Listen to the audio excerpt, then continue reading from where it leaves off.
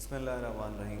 Computer science intermediate part 1 के lecture के साथ अहमद खुर्रम आपसे मुखातिब। लास्ट लेक्चर में हमने ट्रांसमिशन मोड्स की बात की थी और आज हम उससे आगे इंशाल्लाह चैप्टर नंबर 3 पे बात करेंगे और हम ट्रांसमिशन पे कुछ मज़ीद अपनी बात को आगे बढ़ाएंगे कि ट्रांसमिशन किन एग्ज़ाम की होती है, किस तरह से डाटा ट्रांसमिट होता है, क्योंकि हमारा चैप्टर ही डाटा कम्युनिकेशन है। तो जैसे मैंने आपको बताया था कि इस चैप्टर में हमारा जो ज़्यादा फोकस है वो ट्रांसमिशन पे ही रहेगा कि कैसे डाटा जो है वो कम्युनिकेट होता है एक कंपोनेंट से दूसरे कंपोनेंट तक, एक मशीनरी से दूसरी मशीनरी तक। तो आज हम डिफरेंट ट्रांसमिशन मोड्स की बात तो हम कर चुके, उसके बाद हम डाटा ट्रांसमिशन की टाइप्स की बात करेंगे आज कि ट्रांसमिशन की टाइप्स कौन सी होती हैं और किस तरह से डाटा जो है वो ट्रांसमिट होता है कैरियर के ऊपर एक कंपोनेंट से दूसरे कंपोनेंट तक, एक डिवाइस से दूसरी डिवाइस तक। ट्रांसमिशन मोड्स में सबसे पहले तो हमारे पास दो मेजर कैटेगरीज हैं इसमें, एक पैरेलल ट्रांसमिशन और एक सीरियल ट्रांसमिशन। दोनों नाम से ही जाहिर करते हैं। देखें, पैरेलल ट्रांसमिशन, पैरेलल कहते हैं एक साथ, इकट्ठा, एक दूसरे के मतवाजी, एक दूसरे के साथ।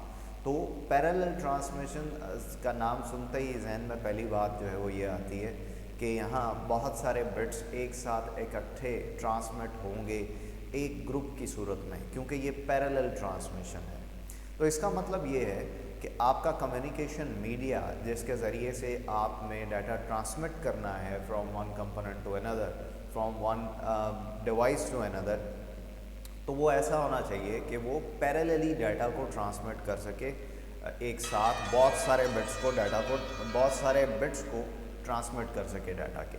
ठीक है, तो दैट मीन्स कि आपके कैरियर की जो कैपेसिटी है वो ऐसी होनी चाहिए कि वो ग्रुप ऑफ बिट्स को एक साथ ट्रांसमिट करने की सलाहियत रखता हो। आपका मीडिया, आपका कैरियर ऐसा ना हो जो एक वक्त में सिर्फ एक बिट ले जाने की सलाहियत रखता हो। आप समझ सकते हैं कि अगर आपके कैरियर में सिर्फ एक वायर है जो एक वक्त में एक बिट ले जा सकती है, तो फिर हम उसको बेसिकली सीरियल ट्रांसमिशन मोड कहेंगे, हम उसको पैरेलल ट्रांसमिशन मोड कंसिडर नहीं कर सकते।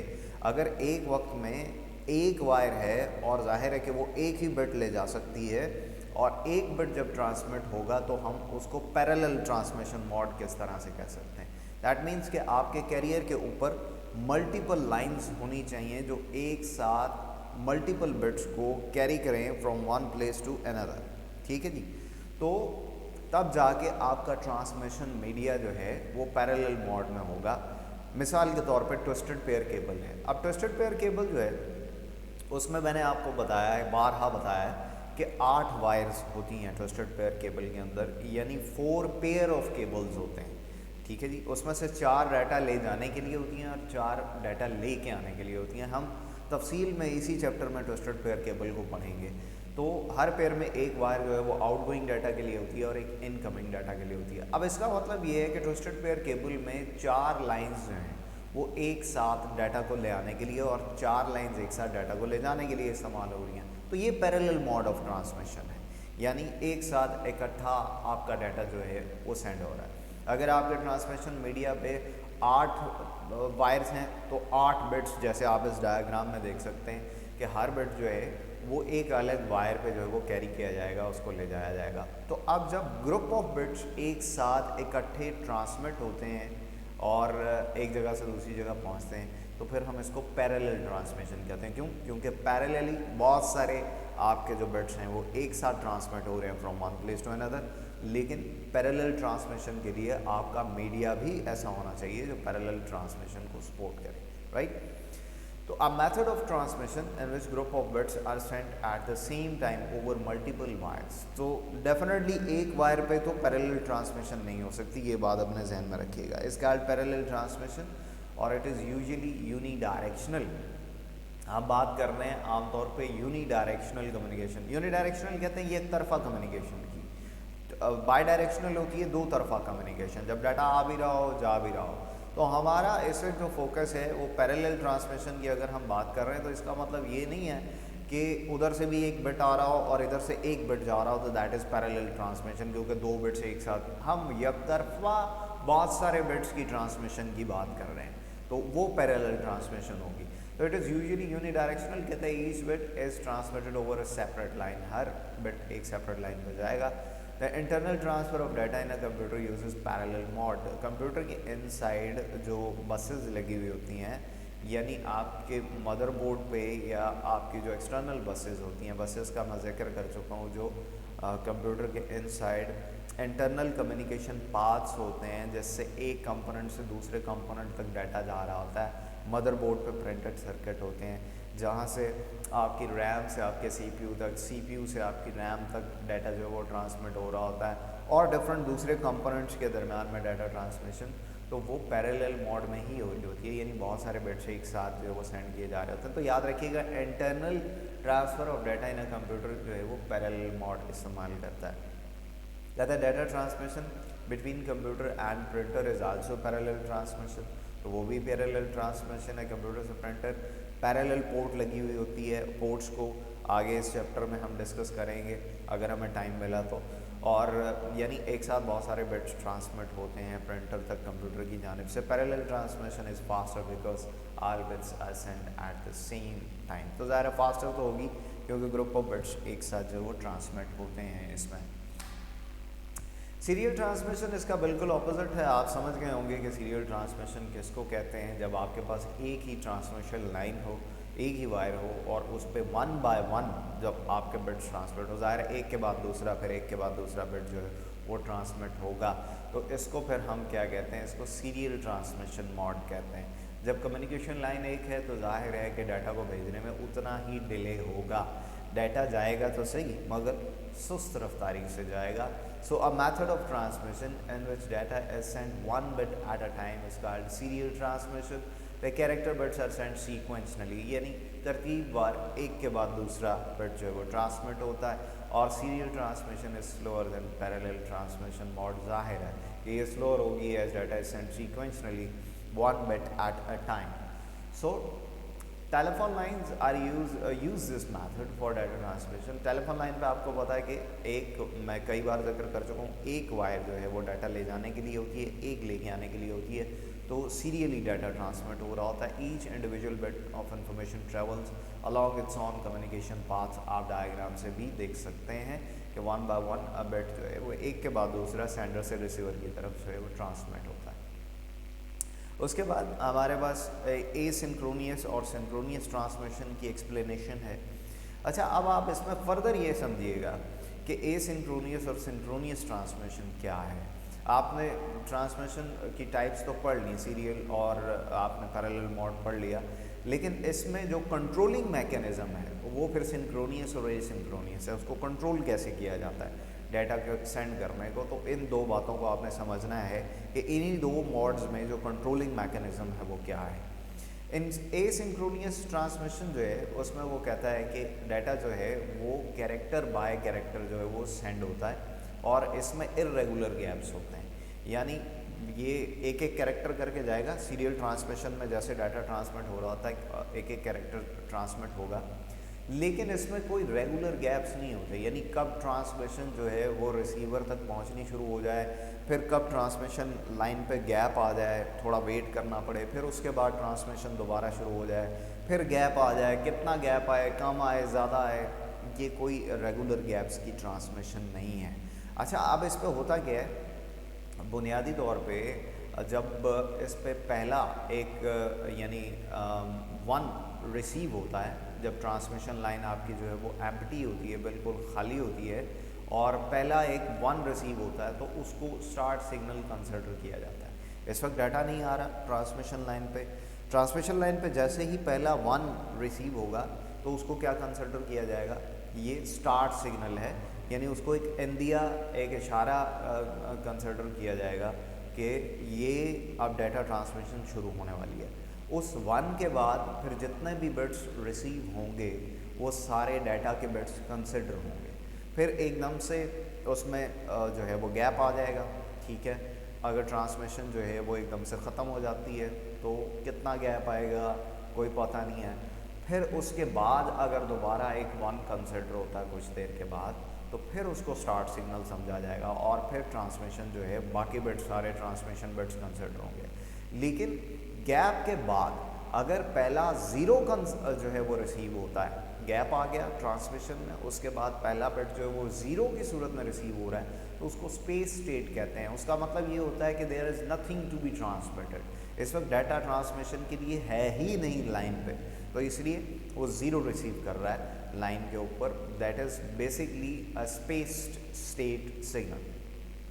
तो दोबारा मैं बताता हूँ कि एसिंक्रोनियस ट्रांसमिशन पे एक एक बिट डाटा ट्रांसमिट होता है। जब ट्रांसमिशन लाइन खाली है और पहला वन रिसीव हुआ है तो वो डाटा कंसिडर नहीं किया जाएगा, उस पहले वन को स्टार्ट सिग्नल कंसिडर किया जाता है कि अब डाटा ट्रांसमिट होने वाला है। यानी इसके बाद जितने भी बिट्स आएंगे वो ज़ीरोज़ हों या वंस हों, जो भी हों, वो सब डाटा के तौर पे सेव होंगे। ठीक है जी, रिसीविंग मशीनरी के ऊपर। और फिर गैप आ सकता है उसमें, क्योंकि ये इर्रेगुलर गैप्स की ट्रांसमिशन है। गैप आ गया, कितनी देर का गैप आया कोई पता नहीं है, ठीक है।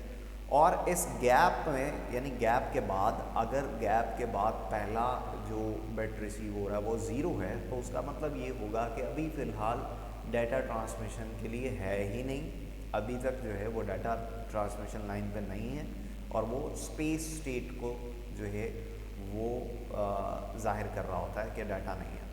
लेकिन अगर गैप के बाद फिर दोबारा एक वन रिसीव होता है, तो उसका मतलब होगा कि data is now about to be transmitted, data दोबारा शुरू होने वाला है उसकी ट्रांसमिशन, और इसके बाद आने वाले जितने भी बिट्स होंगे वो क्या होंगे, डाटा बिट्स होंगे। तो बात समझ आ गई है कि जब लाइन जो है वो खाली होती है, उस पर एक वन रिसीव होता है तो वो स्टार्ट सिग्नल होता है, और उसके बाद आने वाले सारे बिट डाटा के होते हैं। अगर फिर गैप आ जाए और गैप के बाद अगर ज़ीरो आए तो वो स्पेस स्टेट यानी डाटा के ना होने को रिप्रेजेंट करता है।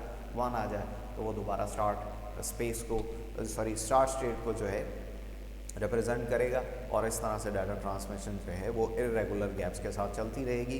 इसमें कोई प्री डिसाइडेड टाइम पीरियड का गैप नहीं होता। कहते हैं asynchronous transmission data is transmitted character by character, serial transmission की तरह एक एक कैरेक्टर, एक एक बिट करके डाटा ट्रांसमिट होगा। और कहते हैं there are irregular gaps between characters in this transmission. हो सकता है 2 कैरेक्टर्स रिसीव हों, फिर एक लंबा गैप आ जाए, हो सकता है 500 कैरेक्टर्स रिसीव हों और एक शॉर्ट गैप आ जाए। इस तरह से ये ट्रांसमिशन चलती है। तो कहते हैं it is cheaper to implement because data is not saved before it is send. तो ये ट्रांसमिशन मोड जो है वो आमतौर पे क्योंकि सस्ते में इस किस्म का नेटवर्क बन जाता है, तो कहते हैं it uses a special start signal और the signal is transmitted at the beginning of each message.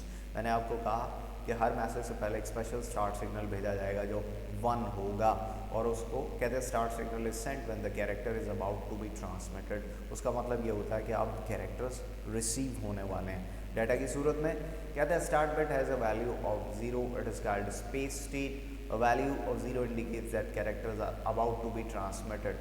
तो अगर पहला 0 रिसीव हो तो हम इसको क्या कहेंगे, इसको स्पेस स्टेट कहेंगे।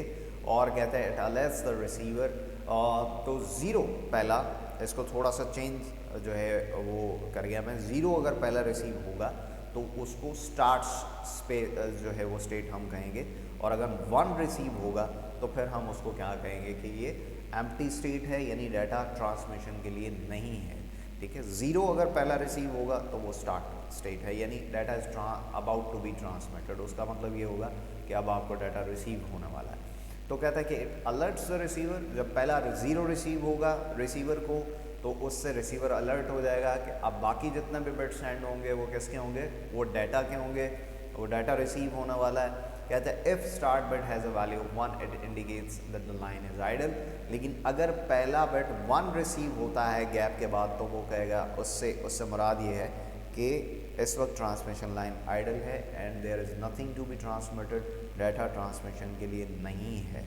ठीक है, तो बाय मिस्टेक मैं इसको 1 बता गया स्टार्ट स्टेट को, तो स्टार्ट स्टेट 0 और स्पेस स्टेट जो है वो 1 कंसिडर होगी। पहला 0 डाटा के आने को इंडिकेट करेगा, और अगर पहला 1 रिसीव होता है तो वो ये इंडिकेट करेगा कि डाटा ट्रांसमिशन के लिए नहीं है। ठीक है, तो 1 जो है ये मार्क स्टेट भी कहलाता है। ठीक है, यानी इसको हम आइडल लाइन स्टेट भी कहते हैं, और 0 जो है वो डाटा की ट्रांसमिशन को जाहिर करता है। तो 2 किस्म के ट्रांसमिशन मोड्स हैं हमारे पास। सीरियल ट्रांसमिशन और पैरेलल ट्रांसमिशन, और उसमें जो कंट्रोलिंग मैकेनिज्म है वो पहला हमने डिस्कस किया जिसको हम एसिंक्रोनियस ट्रांसमिशन मोड कहते हैं। यानी आपने देखा कि इसमें डाटा पहले तो सीरियल मोड में ट्रांसमिट होगा, लेकिन उसमें इरेगुलर गैप्स हो सकते हैं। अगर पहला ज़ीरो रिसीव होगा ट्रांसमिशन लाइन पे तो उसके बाद आने वाले बिट्स जो हैं वो डाटा बिट्स कंसिडर होंगे, और अगर गैप के बाद या शुरू में ही पहला 1 कंसिडर होता है तो फिर हम इसको आइडल लाइन स्टेट कहेंगे, यानी डाटा नहीं आ रहा है। ठीक है। सिंक्रोनियस ट्रांसमिशन मोड इसका ऑपोजिट है, ये भी एक कंट्रोलिंग मैकेनिज्म है। इसमें क्या होता है, बेसिकली इस तरह का जो मैकेनिज्म है ये पैरेलल मोड में इस्तेमाल होता है, क्योंकि यहाँ इकट्ठा ब्लॉक ऑफ डाटा जो है वो ट्रांसमिट होता है एक जगह से दूसरी जगह, ब्लॉक बाय ब्लॉक डाटा जाता है। तो जब ब्लॉक बाय ब्लॉक डाटा जाता है तो उसमें रेगुलर गैप्स होते हैं बुनियादी तौर पे, यानी एक प्री डिसाइडेड टाइम पीरियड के बाद एक नया ब्लॉक रिसीव होता है, फिर एक ख़ास, तो यहाँ पे क्लॉक इस्तेमाल हो रहा होता है, यानी बाकायदा टाइमिंग इम्प्लीमेंटेड होती है कि एक मखसूस टाइम के बाद ही अगला ब्लॉक जो है वो रिसीव होगा। फिर यानी यहाँ पे एसिंक्रोनियस ट्रांसमिशन की तरह से इरेगुलर गैप्स नहीं है कि कब एक पहला ज़ीरो रिसीव हो और डाटा ट्रांसमिशन शुरू हो जाए, फिर कितना गैप आए, फिर कब एक पहला ज़ीरो रिसीव हो और डाटा ट्रांसमिशन शुरू हो जाए, ऐसा नहीं है। बल्कि एक block of bit parallel transmission के ज़रिए से आपको इकट्ठा रिसीव होगा, फिर उसके बाद एक रेगुलर अमाउंट ऑफ गैप आएगा, वो प्री डिसाइडेड होगा, वो 2 माइक्रोसेकंड हो सकता है, वो 3 माइक्रोसेकंड हो सकता है, लेकिन जो भी टाइम पीरियड होगा सारे ब्लॉक्स एन उसके बाद रिसीव होते चले जाएंगे। यानी एक ब्लॉक रिसीव हुआ, फिर 2 माइक्रोसेकंड, फिर एक ब्लॉक, फिर 2 माइक्रोसेकंड, फिर एक ब्लॉक, तो ये रेगुलर टाइम पीरियड्स के बाद ये पूरे ब्लॉक्स आपको रिसीव होते रहेंगे। ज़ाहिर है इस किस्म की ट्रांसमिशन ज़्यादा फास्टर भी होती है और ज़्यादा बेहतर भी होती है। तो कहते हैं in synchronous transmission mode the save data is transmitted block by block, each block may consist of many characters और it uses a clock to control timing of bits being sent. तो बाकायदा क्लॉक से ये control किया जाता है, यानी इसमें प्री डिसाइडेड टाइम यूनिट होता है। A large amount of information can be transmitted at a single time with this type of transmission. तो ज़ाहिर है ज़्यादा बेहतर और ज़्यादा फास्टर ट्रांसमिशन मोड होगा, जिसमें डाटा जो है वो सेंडर से रिसीवर ज़्यादा तेज़ी से पहुँचेगा। इससे आगे इंशाल्लाह बात को हम अगले लेक्चर में आगे लेकर चलेंगे। अपना ख्याल रखिएगा, और अपनी अगर कोई क्यूरीज हों, आपके सवालात हों, तो वो आपके जो व्हाट्सएप ग्रुप हैं आप उनमें ज़रूर पूछ सकते हैं। ठीक है, और इंशाल्लाह उनके जवाब भी आपको मिलेंगे। लेकिन रोज़ का काम रोज़ कीजिएगा, बातों को समझने की कोशिश करें। ठीक है, अपना ख्याल रखें। अल्लाह हाफ़िज़।